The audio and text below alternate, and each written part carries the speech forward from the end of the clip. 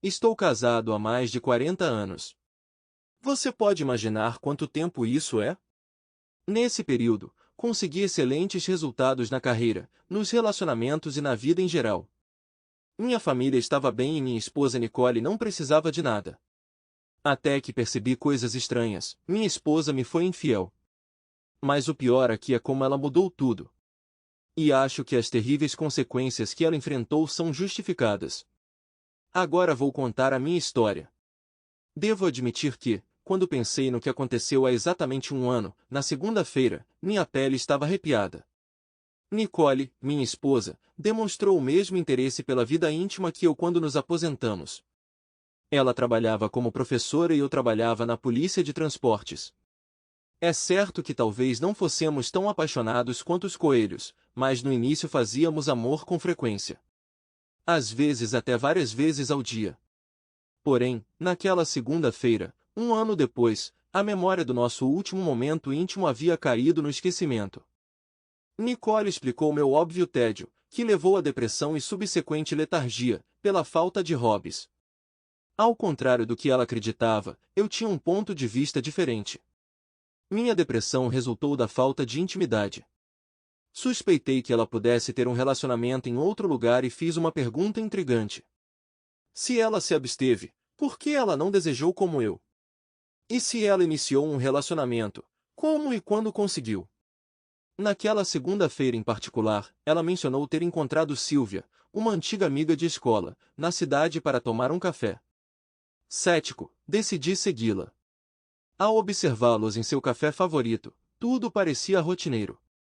Ainda mais tarde, quando voltou com as compras, a data, a hora e o preço estavam escrupulosamente indicados em cada recibo. Para um ex-policial, examinar os detalhes era uma segunda natureza. As noites de quinta-feira eram cruciais. Ela frequentava aulas de cerâmica enquanto eu frequentava o pub. Durante 3 semanas, observei sua rotina diária regular em um pub próximo, até mesmo vendo-a fazendo cerâmica pela janela. E ainda assim, apesar das evidências óbvias, as dúvidas permaneceram. A revelação aconteceu na quarta-feira seguinte. O dia da lavanderia levou Nicole a trocar as toalhas semanalmente, alternando entre conjuntos azuis e roxos. Concordando em ajudar, percebi a anomalia quando ela me entregou toalhas azuis e pediu toalhas roxas do armário. A compreensão surgiu. As toalhas faziam parte de uma mudança sistemática. Enquanto desmontávamos a cama, minha mente se debatia com a inquietante noção de que uma toalha branca, que não pertencia ao nosso conjunto normal de banheiro, estava sendo lavada. Esta toalha branca, desnecessária às nossas rotinas habituais, sugeria um caso clandestino, talvez na nossa própria casa para fugir a suspeitas. A possibilidade perturbadora de que Nicole pudesse estar escondendo evidências usando aquelas toalhas em vez de deixar marcas na cama e nos lençóis começou a me assombrar. O frio de março contrariou a presença dessas toalhas brancas, que já deveriam estar guardadas há meses. Será que ela estava traindo nossos votos dentro dos limites de nossa casa? A revelação foi como uma bigorna pesada caindo, esmagando quaisquer ilusões restantes. Ultimamente, tenho desfrutado de um sono tranquilo em nossa cama. No entanto, parece quase impossível que eu não tivesse notado se ela estivesse envolvida em atividades íntimas com alguém ao meu lado. De repente, isso me atinge como uma bigorna caindo. É evidente que minha falta de energia não se deve à depressão. Há algo mais em jogo. Ela interrompe meus pensamentos, dizendo: "Você parece perdido, querido."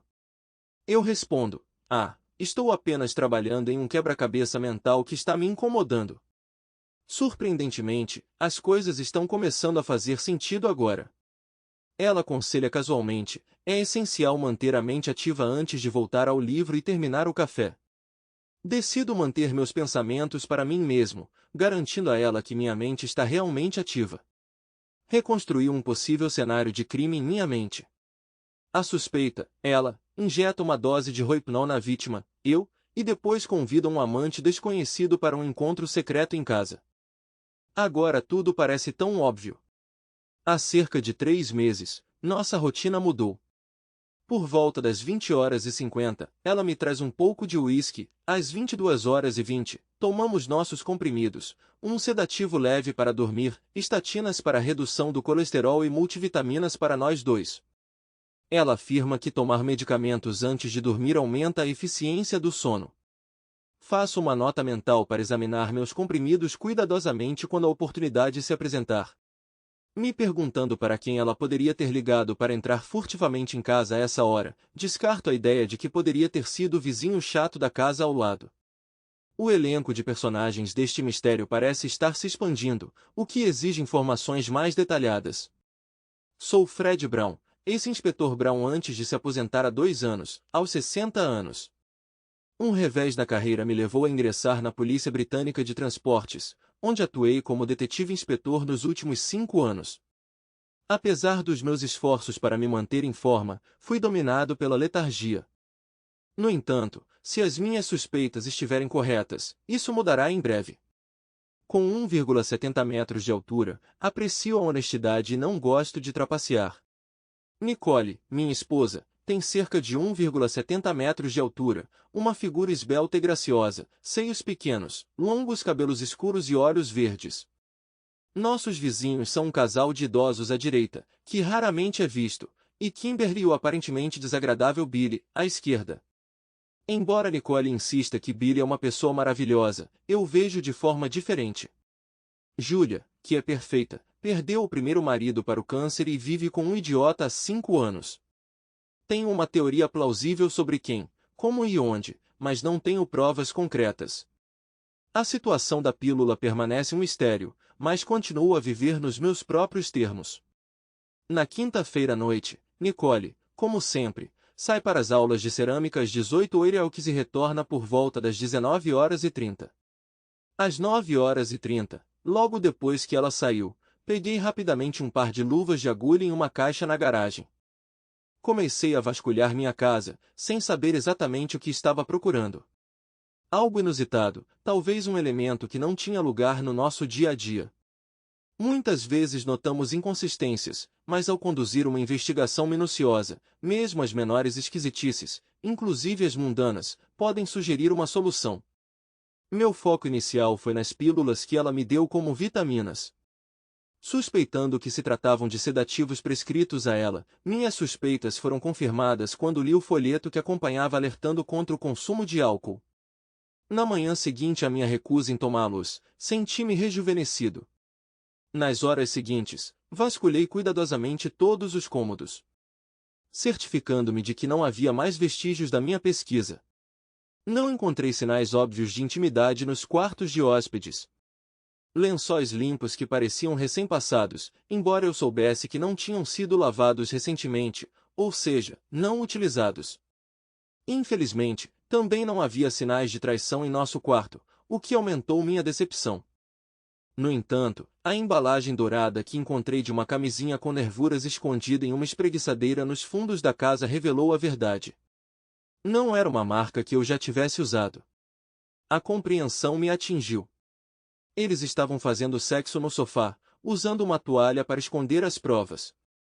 Ela jogava uma toalha na máquina de lavar e voltava para nossa cama. Meu casamento, na minha opinião, foi irreparavelmente danificado. Eu poderia ter iniciado o divórcio sem provas da infidelidade dela, mas isso não foi suficiente. Alguma forma de retaliação era necessária. Apesar de me considerar acima da mesquinhez, a escala do desrespeito exigia uma resposta. Eu nutria um desejo ardente de vingança.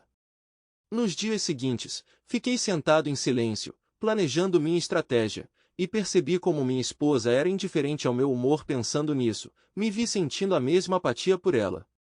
Porém, sendo o único portador da informação sobre nosso divórcio iminente, eu mantinha as aparências todas as noites, sorrindo e fingindo tomar comprimidos, apenas para cuspi-los imperceptivelmente quando ela se afastava.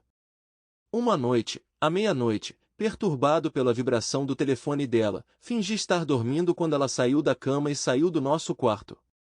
O som da porta do armário de linho abrindo e fechando no patamar preencheu o silêncio. Apesar da minha bravata, fui dominado por uma sensação de desconforto. Pensei em descer e pegá-la em flagrante, mas hesitei. Eu não queria testemunhar a traição. Encontrá-los cara a cara parecia tentador, mas eu sabia que isso levaria a complicações. Então uma ideia me ocorreu. Eu tinha um controle remoto sobressalente para o sistema de alarme doméstico, colado embaixo da mesa de cabeceira. Esperando que ela desligasse o sistema quando descesse para deixar seu amante entrar, esperei. Depois de dar-lhes alguns minutos para se sentirem confortáveis, apertei o botão do alarme. O caos que se seguiu ecoou pela casa, atrapalhando seus planos amorosos. Ao vê-lo sair de casa às pressas, senti-me profundamente satisfeito. Embora Nicole tenha conseguido desativar o alarme, eu sabia que ela não entendia nada sobre suas complexidades, exceto armar e desarmar. Mais tarde, incapaz de resistir a testá-la, perguntei com indiferença: "Você acabou de entrar?" Fingindo as palavras que usaria se fosse pego em uma situação comprometedora. Tive que descer para desligar o alarme. Ela reclamou. Eu perguntei inocentemente: "O que o ativou?" Ela se opôs. "Não funcionará se não houver ninguém lá embaixo." Eu sugeri: "Eu vou dar uma olhada." Um não decisivo veio dela.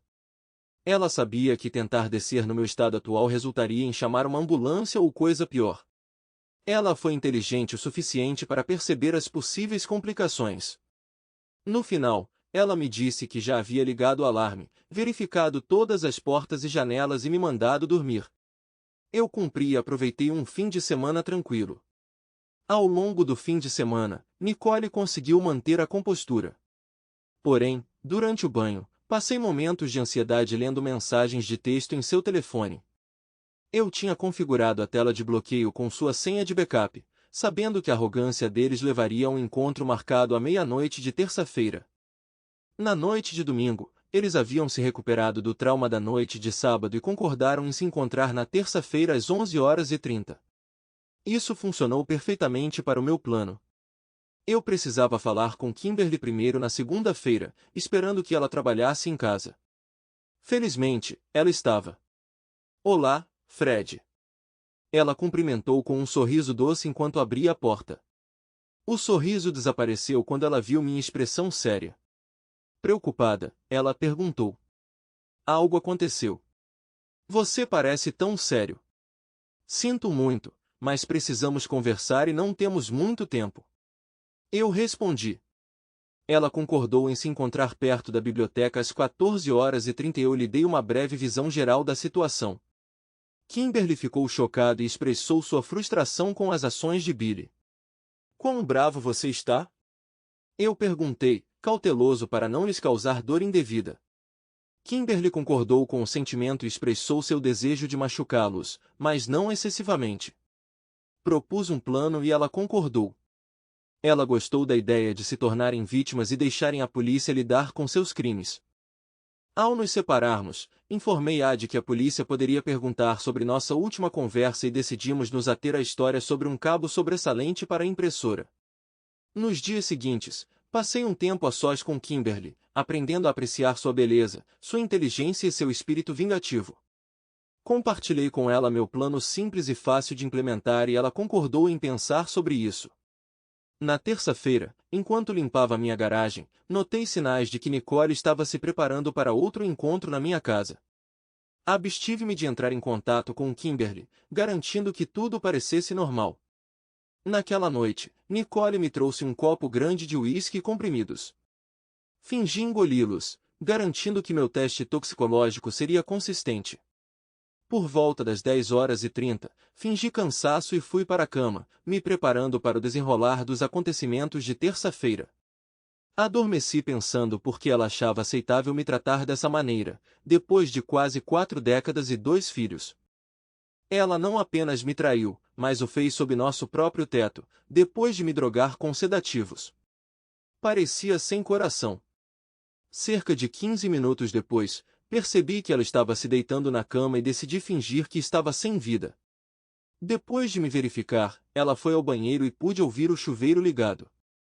Ela começou a escovar os dentes e quando ouvi a descarga, tomei o sedativo que havia guardado antes e continuei fingindo estar sem vida. Às 11h30, seu telefone tocou na mesinha de cabeceira. Bofei sutilmente como se estivesse perturbado, depois congelei novamente e diminuí a respiração. Ela saiu da sala para atender a ligação, deixando o telefone para trás. Não pude deixar de sorrir quando o telefone dela tocou novamente, uma mensagem de Kimberly perguntando sobre Billy batendo na porta da nossa marquise. Eu não tinha o número da Nicole. Fiquei perplexo. Logo depois, meu telefone tocou. Era Kimberly. Não respondi, indicando que não estava dormindo. Desci sem alertá-los, parando perto da porta parcialmente aberta da cozinha. Eu os ouvi envolvidos em atividades íntimas, o que me encheu de nojo e ódio. Questionei o que tinha feito para merecer tal tratamento. Se ela não me amasse, poderia ter ido embora, mas por que envolver essa pessoa arrogante? Eu podia ver bem o suficiente para pegar o rolo da bancada da cozinha. Para evitar suspeitas, fiquei de pé e ouvi até que ela, sem saber, me fez um favor ao gritar para ele não parar. Aproveitando a oportunidade, entrei na sala gritando para ele se afastar da minha esposa. Eu a tranquilizei e desabei em cima deles, fingindo perder a consciência.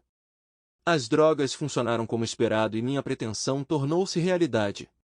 Júlia, porém, continuou sua história. Por volta das 10 celas, Billy trouxe para ela uma bebida e um comprimido de vitaminas, como sempre, exatamente igual ao da minha esposa. Depois de tomá-los, ela teve um ataque de tosse no banheiro, vomitou na pia sem avisar o marido. Mais tarde ele desapareceu e ela ouviu a porta fechar. Quando ele não voltou, ela o chamou, mas ele não respondeu. Confusa, ela olhou pela janela do quarto e o viu na porta do pátio que dava para o nosso quarto ensolarado. Preocupada, ela mandou uma mensagem para Nicole e me ligou, mas foi ignorada. Alarmada, ela se aventurou a sair e testemunhou a traição do marido. Ela filmou esse encontro até eu intervir, talvez bêbado e pensando erroneamente que minha esposa havia sido atacada. Sinceramente, não me lembro do que estava fazendo naquela época, porque eu realmente não era eu mesmo. Bati na cabeça do Billy e naquele momento Júlia parou de filmar, chamou o serviço de resgate e relatou com precisão a situação. No hospital, o médico e os policiais uniformizados explicaram que eu poderia estar embriagado. Exigiram um exame de sangue e me senti tonto e cansado, mas sabia que algo precisava ser feito. A preocupação com minha esposa dominou meus pensamentos. A médica me garantiu que havia falado com a polícia e fiquei inconsciente novamente. Na próxima vez que acordei, estava no hospital e eles estavam prontos para tirar meu sangue para análise. Concordei com a cabeça, dizendo vagamente ao médico: vá em frente, faça o que for preciso, não tenho nada a esconder. Enquanto ele coletava a amostra, reclinei-me na cama e adormeci. Na manhã seguinte, acordei por volta das 9 horas e encontrei outro policial uniformizado na porta, aparentemente com cerca de 20 anos. Ele perguntou educadamente: Você está bem, senhor? Eu penso que sim. Eu respondi. Mas não tenho ideia de por que estou aqui. Vou deixar o chefe explicar. Está além da minha compreensão. Pouco depois, uma enfermeira entrou, oferecendo-me chá e torradas enquanto verificava meus sinais vitais. Enquanto isso, o policial falava baixinho em seu walkie-talkie, atualizando alguém sobre minha situação. A enfermeira saiu, prometendo um café da manhã tardio, e o policial se aproximou, informando que o patrão chegaria em breve para outro assunto. Você está disposto a esperar, senhor? Ele perguntou, ao que respondi com um sorriso irônico, reconhecendo as consequências de partir. Ele sorriu com a minha resposta, apreciando o profissionalismo.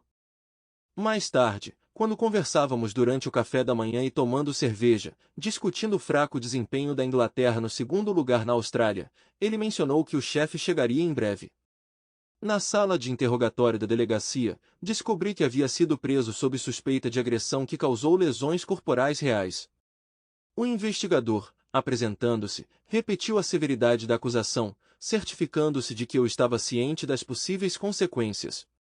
Então ele me pediu para lhe contar sobre os acontecimentos da noite anterior. Expliquei principalmente os fatos, explicando como, sentindo-me cansado. Fui para a cama depois que minha esposa me trouxe uma bebida e comprimidos. Acordando de repente, descobri que minha esposa estava desaparecida e ouvi um barulho lá embaixo. Agindo por impulso, intervim, só mais tarde descobrindo que o homem que ataquei era meu vizinho, o Sr. Billy Miller. O investigador me informou que minha esposa também foi presa, prendendo o homem no chão enquanto os paramédicos nos levavam. Expressando genuína ofensa, questionei o investigador sobre a identidade de Billy. Ele revelou que Billy era amante da minha esposa e que eles conspiraram para drogar nós dois nos últimos 3 meses. Eles administraram um medicamento prescrito, falsamente rotulado como vitaminas, causando danos potenciais. A investigação avançou, revelando a colaboração entre Billy e minha esposa e nos mantendo embriagados enquanto continuavam o caso. A polícia encontrou evidências de suas intenções maliciosas, acusando-os de envenenamento e conspiração para fraudar. Ambos enfrentariam penas de prisão significativas se fossem condenados. Billy recebeu alta do hospital, marcando o fim de uma provação tumultuada. Nós dois fomos para a delegacia, ambos enfrentando investigações antes do julgamento. Minha esposa acabou com uma sentença de 2 anos por abuso de poder e outros 2 anos por conspiração para cometer fraude. Curiosamente, ambas as frases seriam executadas simultaneamente. Quanto a ele, recebeu pena de 3 anos por uso malicioso, devido aos danos no fígado de Kimberly, e mais 5 anos por fraude. Está claro que Kimberly fez de tudo para ajudar a polícia, rastreando diligentemente cada centavo que ele possuía.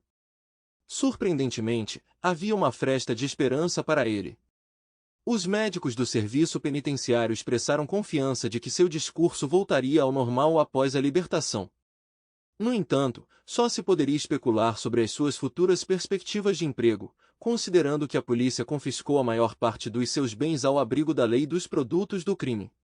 Até mesmo seus antigos amigos de escola hesitaram em lhe oferecer empregos que envolvessem finanças. E isso não é tudo. A polícia reconheceu que éramos vítimas e não fui acusado de ABH por ter sido drogado por um sócio do homem que fui acusado de agredir. Trouxe velhos conhecidos da imprensa nacional. Kimberly e eu mantivemos um silêncio digno, sentindo-nos terrivelmente traídos por aqueles em quem confiamos. Precisávamos de espaço para contemplar. A notícia se espalhou com um frenesi alegre. Kimberly e Billy enfrentaram difamação implacável em todos os cantos. Nenhum comentarista ou locutor encontrou qualquer desculpa para seu comportamento. Kimberly conquistou simpatia especialmente por seu charme, deixando todos perplexos sobre por que Billy a trocaria por outra pessoa.